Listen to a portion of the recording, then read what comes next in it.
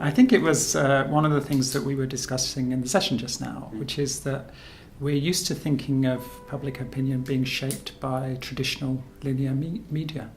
And in that sense, public opinion is the product of a mass-mediated process, and it produces the opinion as a mass, as, in a sense, what's the consensus, what's the majority? Those are the appropriate questions when you're thinking of public opinion in that way.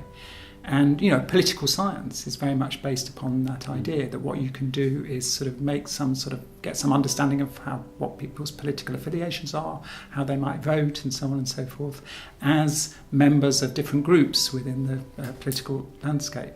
And I think that idea of public opinion and public opinion formation are both sort of being challenged by the digital media environment. So one thing is that that assumes a notion that you can really think about politics mainly in terms of consensus. Mm-hmm. The purpose of politics, in a sense, is to reach consensus. And in a sense, to do that, you try and set aside your differences. You try and set aside your own values, your own interests, and so on and so forth, and come to some sort of common articulation of the public will. And that's a very traditional sort of notion within liberal democracy.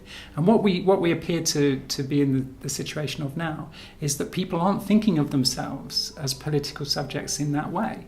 They're not oriented towards, what is it that I can sign up to at that level.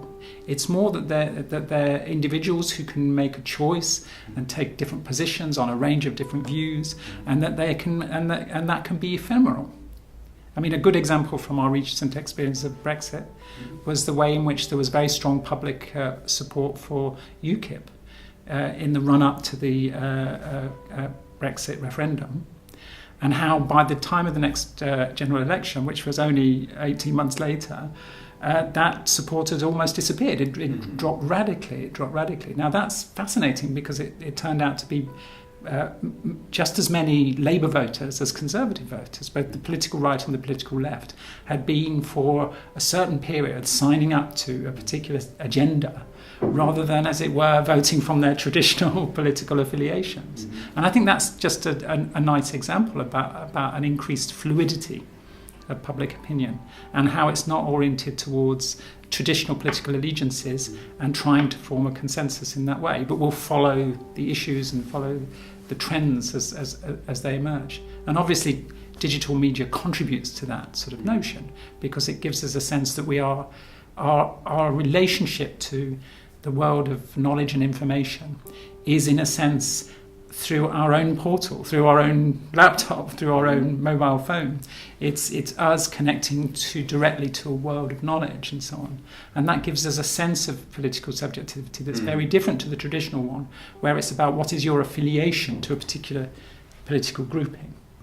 So I think those have been really significant changes that it's difficult to know whether the sort of concept of the sort of public will that sits behind our traditional ideas is now the right way of thinking about public engagement with politics, or whether we're talking about a period where there's going to be much more fluidity, instability, and that it's more like it's not so much an aggregate that creates a sort of public force, as it were, but it's more about who's engaging with and signing up to which ideas, issues, and so on and so forth, that shapes the public landscape.